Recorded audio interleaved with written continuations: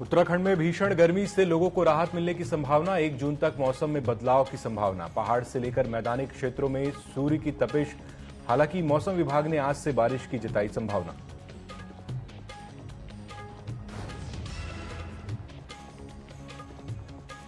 Civil अस्पताल में महिला की डिलीवरी के दौरान बच्चा चोरी का मामले पर रुड़की पुलिस और अस्पताल प्रशासन बारीकी से जांच में जुटा। डॉक्टर का कहना है कि इस पूरे मामले पर एक टीम गठित की गई।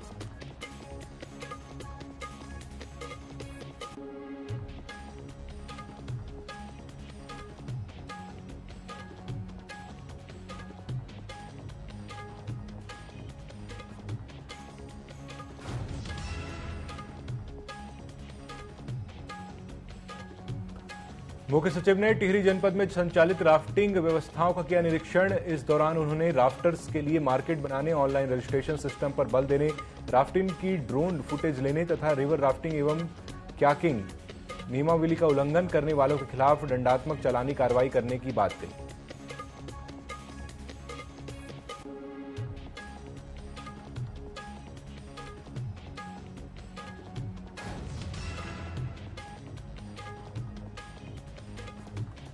हेमकुंड साहिब में यात्री ने किया होमगार्ड जवान पर हमला। पुलिस ने मामला दर्ज कर आरोपियों पर मुकदमा दायर कर चारधाम यात्रा में आगे ऐसी घटनाएं न हो, इसके लिए पुलिस प्रशासन अलर्ट।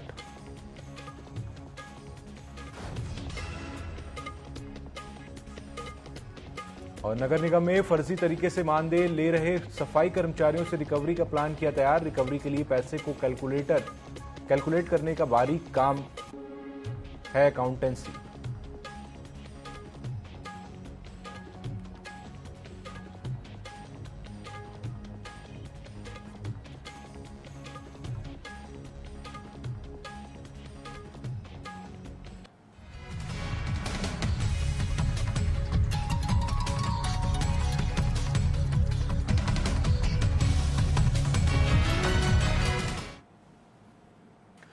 नमस्कार, उत्तराखंड विशेष न्यूज अपडेट में आपका स्वागत है। मैं हूं अंकुर शुक्ल और हेडलाइंस के बाद चलिए अब देखते हैं खबरें विस्तार से। राफ्टिंग व्यवस्थाओं का जायजा लेते हुए मुख्य सचिव ने खारा स्रोत, पार्किंग तृतीय एवं गंगा नदी में पुट इन पॉइंट ब्रह्मपुरी का निरीक्षण कर व्यवस्थित रूप से संचालित हो रही राफ्टिंग की सराहना की। इस दौरान उन्होंने राफ्टर्स के लिए मार्केट बनाने, ऑनलाइन रजिस्ट्रेशन सिस्टम पर बल देने, राफ्टिंग की ड्रोन फुटेज लेने तथा रिवर राफ्टिंग एवं क्याकिंग नियमावली का उल्लंघन करने वालों के खिलाफ दंडात्मक चालानी कार्रवाई किए जाने की बात कही है।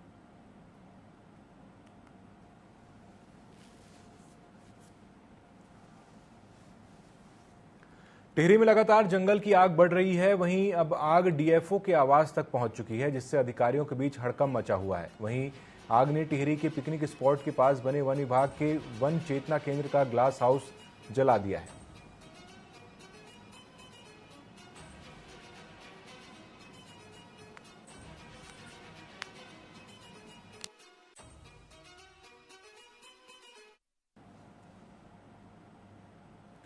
टिहरी में स्नातक एवं स्नाकोत्तर छात्रों का परीक्षा परिणाम समय पर घोषित करने के उद्देश्य से गोपेश्वर महाविद्यालय में केंद्रीय मूल्यांकन शुरू कर दिया गया है।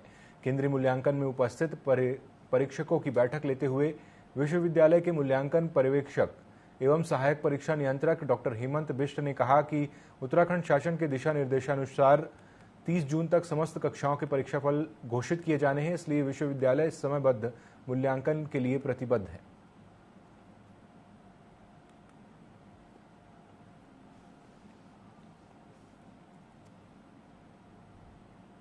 मसूरी में पिछले 3 दिनों से लापता नाबालिग लड़की को 36 घंटे के अंदर सकुशल बरामद किए जाने पर Mussoorie traders and welfare association ने पुलिस को सम्मानित किया है। इस मौके पर कोतवाल अरविंद चौधरी ने बताया कि पुलिस ने गुमशुदा लड़की को ढूंढने हेतु उनके नेतृत्व में टीम का गठन किया है।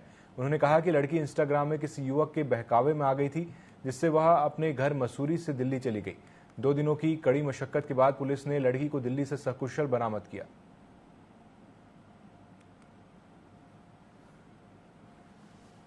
दो घटनाएं ऐसी हुई जिसमें मसूरी पुलिस की भूमिका बहुत ही अच्छी दिखी।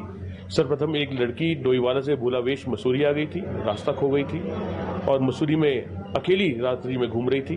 उस लड़की को मसूरी पुलिस ने मात्र 12 घंटे में अपने परिजनों से मिलवा दिया। दूसरी घटना, एक नाबालिग लड़की गलती से दिल्ली की तरफ चली गई थी।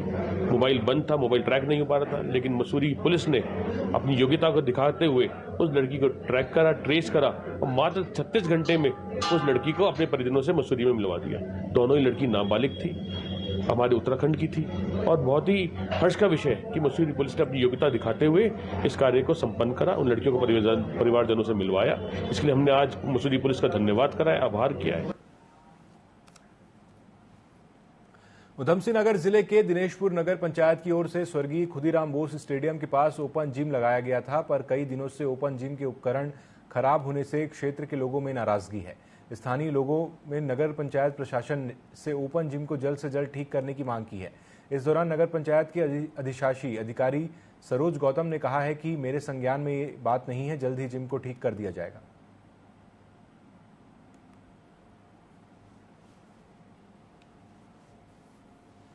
है वहाँ टूटा फड़ा है, ये सब जाम पड़ गया है। अब हम लोग आते हैं जिम के लिए तो यहाँ कोई अच्छा से नहीं है कि हम लोग कर पाते हैं। थोड़ा इस पर ध्यान देकर इसको थोड़ा सुधार करके इसको ठीक कराइए, ताकि हम लोग आते हैं तो अपना जिम करे। सब बहुत ढीला हो गया, इसको थोड़ा शीघ्र इस पर ध्यान देकर इसको सुचारू रूप से ठीक करें। स्वास्थ्य को मैं उनको लाभ पहुंच सके, ठीक है, क्योंकि एक पब्लिक प्रॉपर्टी है तो लोगों की भी एक जिम्मेदारी बनती थी कि उसकी थोड़ा सा सही तरीके से उसका इस्तेमाल।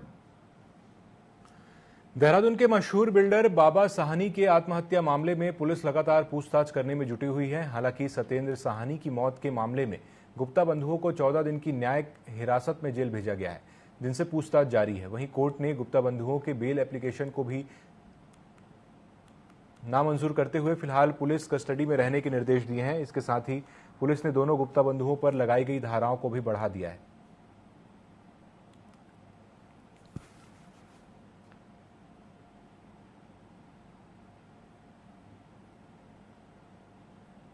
धारा 306 में दर्ज था, उसमें जो साक्ष्य आए थे, चाहे वो सुसाइड नोट के माध्यम से हो, जो उनके परिवारजन या अन्य जो उनके परिचित जो बिजनेस पार्टनर्स थे, उनके बयानों के आधार पर जो साक्ष्य आए थे, उसके आधार पर 2 लोग की गिरफ्तारी हो चुकी थी, जिसमें माननीय न्यायालय में रिमांड पर वो अभी न्यायिक हिरासत में है। साथ ही साथ एक प्रार्थना पत्र उनके द्वारा पूर्व में मुझे प्रेषित किया गया था, जिसकी जांच जो है मैंने एसपी सिटी को मार्ग करी थी। इसी दौरान ये घटनाक्रम, सुसाइड का ये घटनाक्रम भी हुआ था। तो जांच में चूंकि वो प्रचलित थी, जांच में कुछ लोगों के बयान उसमें शेष रह गए थे, वो सभी के बयान दर्ज कर लिए गए। बयान के आधार पर जो रिपोर्ट सबमिट हुई, उसके आधार पर जो तथ्य आए हैं उसको विवेचना में सम्मिलित करने के आदेश निर्गत कर दिए गए हैं। रुड़की सिविल लाइन कोतवाली क्षेत्र के नगला इमरती गांव में 2 पक्षों के बीच मामूली कहा-सुनी को लेकर एक पक्ष ने फायरिंग कर दी, जिसमें एक अन्य व्यक्ति गोली लगने से घायल हो गया। सूचना मिलते ही मौके पर पहुंची पुलिस ने मामला शांत करवाया, लेकिन दोनों पक्षों के लोग भाग निकले। वहीं पुलिस ने घायल व्यक्ति को सिविल अस्पताल में भर्ती करवाया और मामले की जांच शुरू कर दी।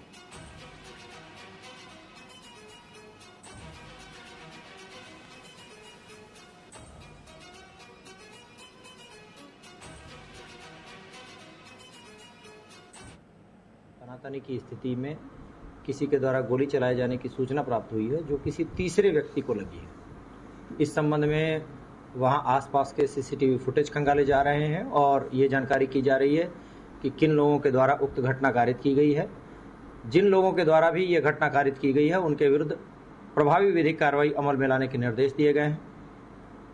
जिसने भी घटना की है उसके विरुद्ध प्रभावी कार्रवाई। नगर निगम में फर्जी तरीके से मानदेय ले रहे सफाई कर्मचारियों से रिकवरी का प्लान तैयार कर लिया गया है। नगर आयुक्त गौरव कुमार ने बताया कि रिकवरी के लिए हमारे अकाउंटेंट लगे हुए हैं। साथ ही उन्होंने बताया कि पहले ये 275 रुपये प्रतिदिन के हिसाब से मानदेय दिया जाता था, जिसको अब बढ़ाकर 800 रुपये किया गया था। तो उसके लिए जो राशि है वो पूरी को कैलकुलेट करने के बाद ही बता पाना संभव हो पाएगा। बारीक काम है, अकाउंटेंसी का काम है और इसमें हमारे अकाउंटेंट लगे हुए हैं। उनका पूर्ण विवरण हम निकालेंगे, क्योंकि जब रिकवरी की जाती है तो एक लीगल प्रोसेस होती है और उसमें एवरी सिंगल पेनी काउंट्स, तो इसलिए उसमें पूरा हिसाब निकाला जाएगा कि कितना कितना पैसा बारीक। देहरादून में बसंत विहार क्षेत्र के अंतर्गत 2 पक्षों में लड़ाई का वीडियो सोशल मीडिया पर वायरल हो रहा है, जिसका एसएसपी ने खुद संज्ञान लेते हुए बसंत विहार थाने को तत्काल दोषियों के विरुद्ध सख्त कार्रवाई के निर्देश दिए। घटना की जांच करने पर पाया गया कि दोनों पक्ष ऑटो चालक हैं और दोनों के बीच सवारी उतारने को लेकर विवाद हो गया था। वीडियो वायरल होने के बाद पुलिस ने मामले में 8 लोगों को हिरासत में लिया है।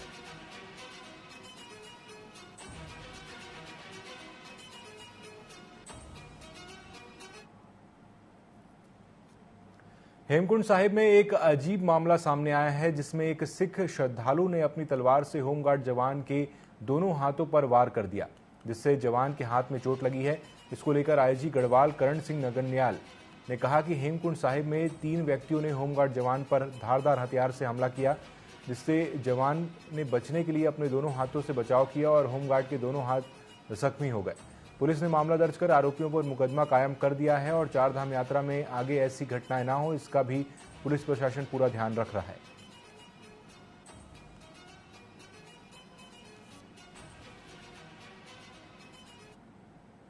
तीन युवकों के द्वारा तलवार से उसमें हेमकुंड साहिब में अटैक किया गया। उसने बचाव में अपने हाथ को आगे किया, जब उसके हाथों में कट्स वगैरह हो गए तो तत्काल पुलिस के द्वारा संज्ञान में लाते हुए, क्योंकि 2 जो है उसमें एक नांदेड़ का है, 2 दिल्ली के रहने वाले हैं, तो उसको तत्काल गिरफ्तारी करके अरेस्ट कर दिया गया, ताकि इस तरह के मतलब धार्मिक स्थलों में हिंसक की घटनाएं न हो, इसलिए पुलिस के द्वारा तुरंत कार्रवाई कर दी गई। उत्तराखंड में 4 धाम यात्रा अपने चरम पर है, जिसके चलते भारी मात्रा में वाहनों की आवाजाही हो रही है। इसे लेकर आरटीओ शैलेश तिवारी ने बताया कि हमने 4 धाम यात्रा मार्ग में जाम को लेकर तैयारी तेज की है। वहीं 4 धाम यात्रा के साथ साथ ऋषिकेश में राफ्टिंग भी जोरों पर चल रही है, जिससे रास्तों पर जाम की स्थिति बनी रहती है। वहीं राफ्टिंग वाले वाहन जो मार्ग पर कहीं भी रुक जाते हैं, उन्हें हिदायत दी गई है कि वह अपनी तय जगह पर ही जाकर रुकें, वरना कड़ी कार्रवाई की जाएगी।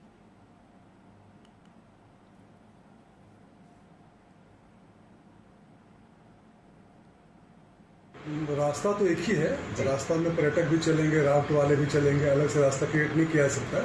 तो हमें दोनों का ध्यान रखना है। राफ्ट भी हमारे पर्यटन व्यवसाय से जुड़ा हुआ है और बहुत लोगों को रोजगार भी मिल रहा है। तो उसमें हम लोग जो जेन्युइन है, अगर जो सही में कुछ समस्या आ रही है या कोई जानबूझ के कोई प्रॉब्लम क्रिएट कर रहा है, उनके डॉक्यूमेंट सही नहीं है, रैश ड्राइविंग कर रहे हैं, गलत जगह गाड़ी को पार्क कर रहे हैं, इसमें कार्रवाई करेंगे। बाकी जहाँ तक रोड का है, रोड एक ही है, रोड को सभी लोग यूज करते हैं।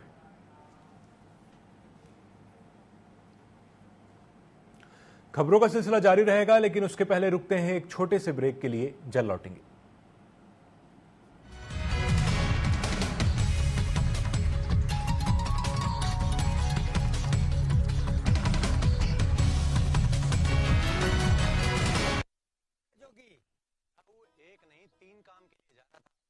टोक दिया, बताओ।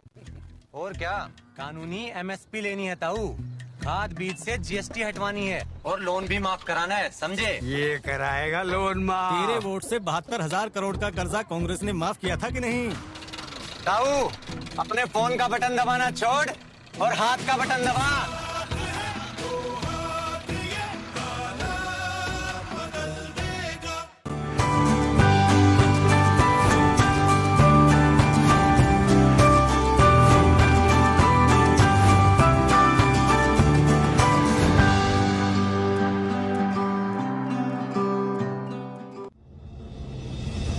शाम पुरानी ढल चुकी, अब नए सूरज से दरकार है। चाहिए एक तलबगार सच का, अरसे से सुना पड़ा बाजार है। कहीं रुदन है, कहीं घुटन है, हर कदम है संग्राम यहां। जो इन तूफानों में ठहर सके, वही विश्वास का हकदार है। देखते रहिए टीवी 24 मोहित साहू के साथ।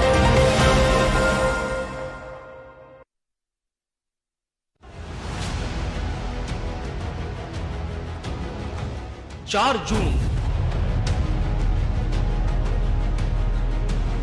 किसको मिलेगा जनादेश?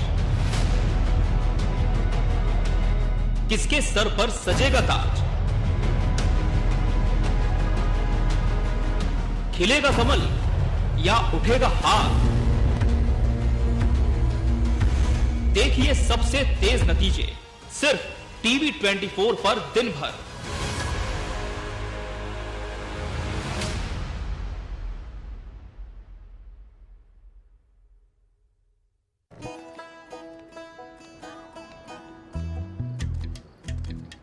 पापा, किसी की शादी थी क्या? इंटरव्यू का कॉल आया होगा, है ना? पक्की नौकरी?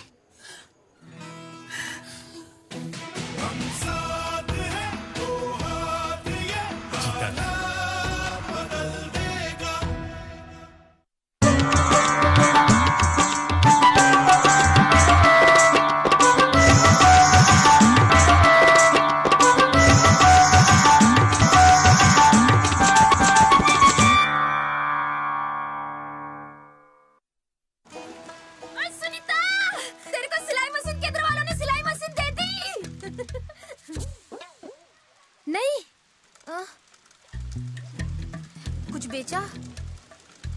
फिर सुनीता बता ना।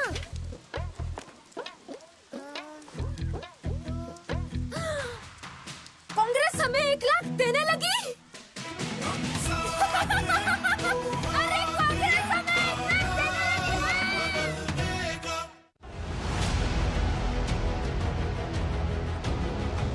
4 जून किसको मिलेगा जनादेश? किसके सर पर सजेगा ताज? खिलेगा कमल या उठेगा हाथ? देखिए सबसे तेज नतीजे सिर्फ टीवी 24 पर दिन भर।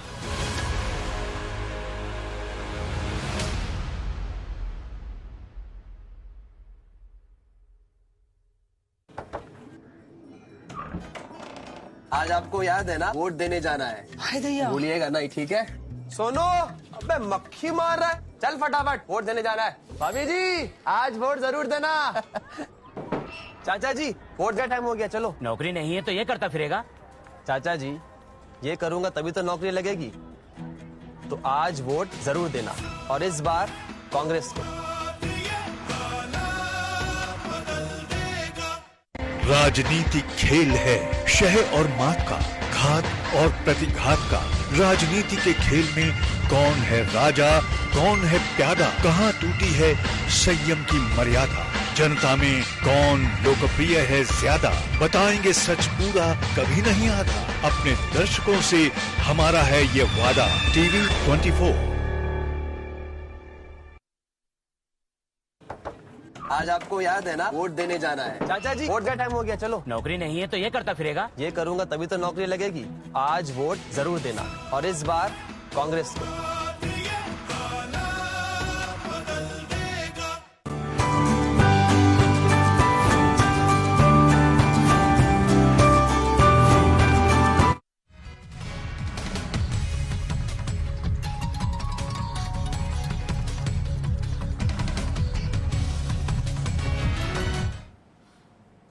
ब्रेक से लौटकर एक बार फिर स्वागत है। चलिए बढ़ते हैं खबरों की ओर। पौड़ी के जीबी पंत इंजीनियरिंग कॉलेज घुड़दौड़ी में गूंज फेस्टिवल का आयोजन किया गया, जिसमें छात्र छात्राओं ने रंगारंग प्रस्तुतियां दी। संस्थान के निदेशक प्रोफेसर VN काला ने बताया कि इंडिया 2047 विकसित Bharat voice of youth team पर यह आयोजन किया गया, जिसमें छात्र छात्राओं ने भाग लिया।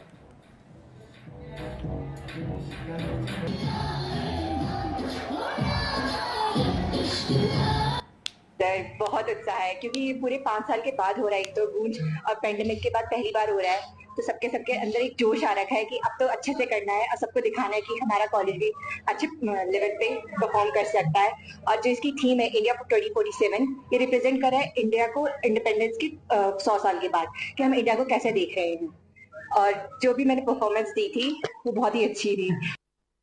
बहुत इस बार बच्चों में काफी अच्छा देखने को मिला हमको, क्योंकि इस समय जो हमारा गूंज शो फेस्टिवल हुआ है, इसमें अलग अलग तरीके की हमने थीम्स रखी थी। अलग अलग स्टेट्स की हमने अलग अलग पोशाक वगैरह पहना के बच्चों को उनका उत्साहवर्धन करा है। इसी के साथ इस बार की हमारी जो थीम रही है वो इंडिया 2047 विकसित भारत पर रही है, जिसमें मतलब बच्चों का अलग ही माइंडसेट हो चुका है कि हम इंडिया को अगले 100 साल में कैसा देखने वाले हैं। लाइक ये टेक्नोलॉजी हो गई, फॉरेन अफेयर्स हो गए, इकोनॉमी हो गई, हर एक चीज पर बच्चों का ध्यान है। तो मुझे लगता है कि इससे इंडिया को भी काफी फोकस मिलेगा, कि इतने सारे इंजीनियर जब देश के बारे में सोचेंगे तो ये इस फेस्ट के थ्रू हमको काफी अच्छी चीजें सीखने को मिली।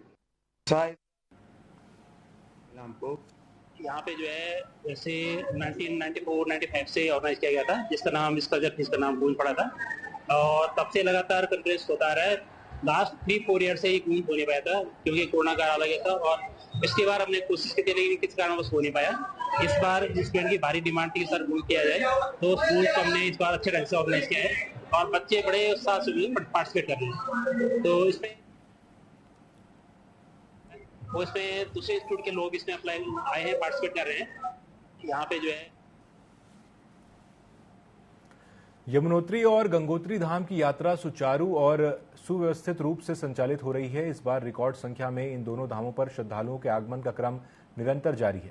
इस यात्रा काल में कपाट खुलने के 17 दिनों के अंदर यमुनोत्री और गंगोत्री धाम में 4 लाख से अधिक तीर्थयात्रियों ने दोनों धामों के दर्शन किए हैं। पिछले वर्ष की तुलना में इस बार गंगोत्री धाम में 39.55% तथा यमुनोत्री धाम में 48.84% की वृद्धि दर्ज की गई है।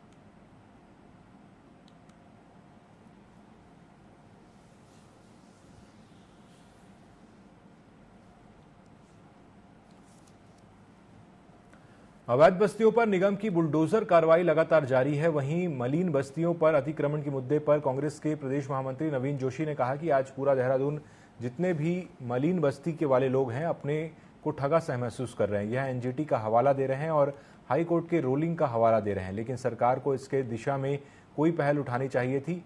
लोगों को वहां से हटाया जा रहा है। उनके पुनर्स्थापन के लिए भी सरकार को नीति बनाकर उनके रहने के लिए भी व्यवस्था करनी चाहिए।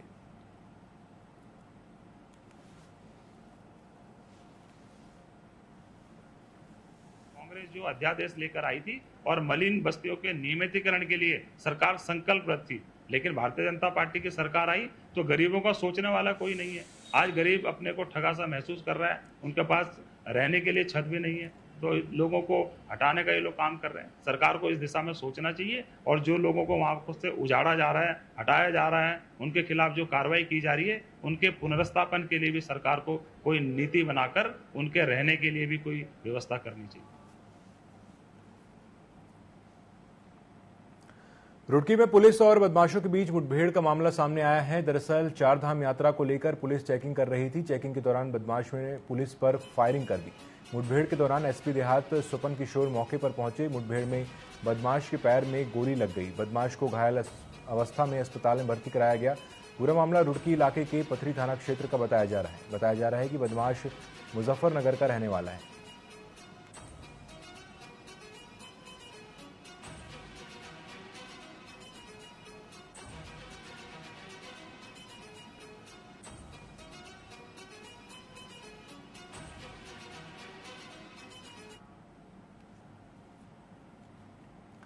मसूरी में स्प्रिंग रोड स्थित 9 मंजिला मंदिर के निचले इलाके की जंगल में भीषण आग लग गई। आग की सूचना पर डीएफओ अमित कंवर के निर्देश के बाद वन दरोगा अभिषेक सजवाण अपनी टीम के साथ मौके पर पहुंचे और स्थानीय लोगों की मदद से करीब 3 घंटे की मशक्कत के बाद आग पर काबू पाया गया। वन दरोगा अभिषेक सजवाण ने बताया कि जंगल में लगी आग से किसी प्रकार की जनहानि नहीं हुई है। अगर समय रहते आग पर काबू न पाया जाता तो एक बड़ी घटना हो सकती थी। कबाड़ी हो रहा थे ना यहाँ पे। और मैंने कई बार आने देता उनको। रात में जब सफाई कर रहा था दिन में और उनको मना किया मैंने, यहाँ मत आया करो भाई। अब बीड़ी बाड़ी पी होगी किसने, कबाड़ी में 3 थे वो। अच्छा। और इसीलिए लगी वो। आजकल बांध के पत्ते सूखे हुए हैं ना, एकदम आगे पकड़ ली उन्होंने। आसपास काफी घर है और काफी जनसंख्या भी यहाँ पे रहती है, तो आग का जो फैलना है वो काफी नुकसानजनक पाया जा सकता था। परंतु जो हमारी टीम है उसने एकदम से यहाँ पर आकर पूरी तत्परता के साथ आग को काबू पा लिया। तो इस बुलेटिन में फिलहाल इतना ही। खबरों में अपडेट रहने के लिए आप जुड़े रहिए टीवी 24 के साथ। नमस्कार।